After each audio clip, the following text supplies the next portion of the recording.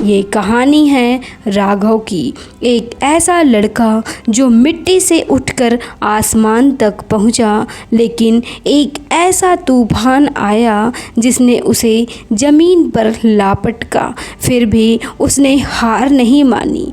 राघव एक छोटे से गांव में पैदा हुआ। उसका घर क्या था, बस 2 दीवारें, एक छत और बहुत ढेर सारी गरीबी।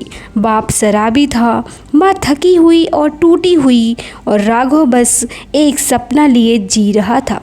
पढ़ना चाहता था, बड़ा बनना चाहता था, कुछ अलग करना चाहता था। लेकिन एक रात बाप ने गुस्से में कहा, पढ़ाई से रोटी नहीं मिलती, निकल जा इस घर से। और माँ बस चुप खड़ी रही। उस रात राघव 10 साल की उम्र में घर से चला गया, बिना किसी उम्मीद के, बस अपने पुराने बैग में कुछ अपनी फेवरेट किताबें लिए हुए।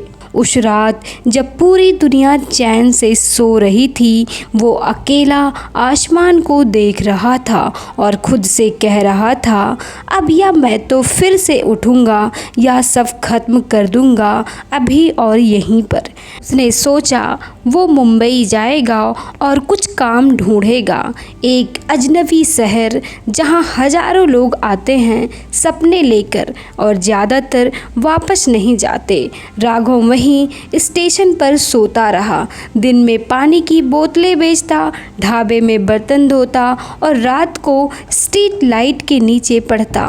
एक दिन बुजुर्ग काका उसे देखकर बोले, हर कोई यहाँ जीने के लिए आया है बेटा, तू पढ़ने क्यों आता है?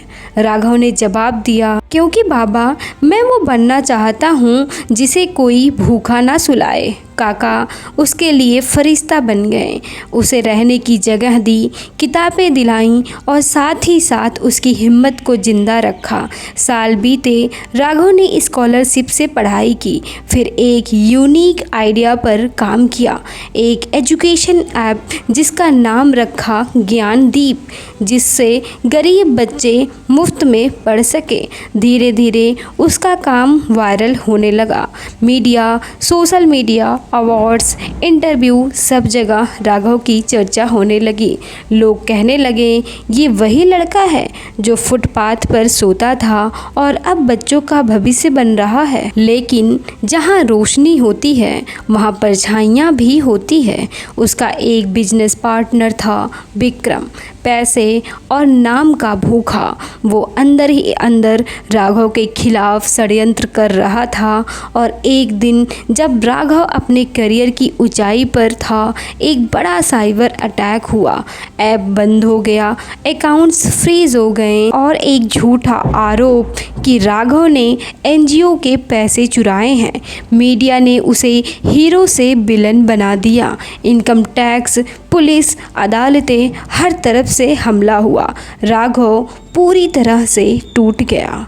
काका को उसी समय हार्ट अटैक आया और उनकी मृत्यु हो गई। उसी दिन उसे एक चौंकाने वाली बात पता चली कि उसके माँ बाप अब उसी शहर में रहते हैं। वो उनसे मिलने गया, पर बाप अब भी शराबी था, माँ बीमार थी लेकिन उसे पहचान ना सकी। राघव ने पूछा, माँ क्या अब भी मेरा कोई हक नहीं है तुम पर? माँ ने बस धीरे से सिर झुका लिया। बाप बोला, हमें लगा तुम मर गया होगा, कभी खबर तक नहीं ली।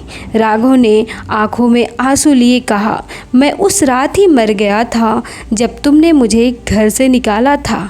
और फिर माँ अस्पताल में भर्ती थी, लेकिन इलाज के पैसे नहीं थे। उसी रात माँ चल बसी। अब राघव पूरी तरह से अकेला हो गया था। माँ ने भी साथ छोड़ दिया और जो काका ने उसे सहारा दिया वो भी उसे छोड़कर चले गए थे।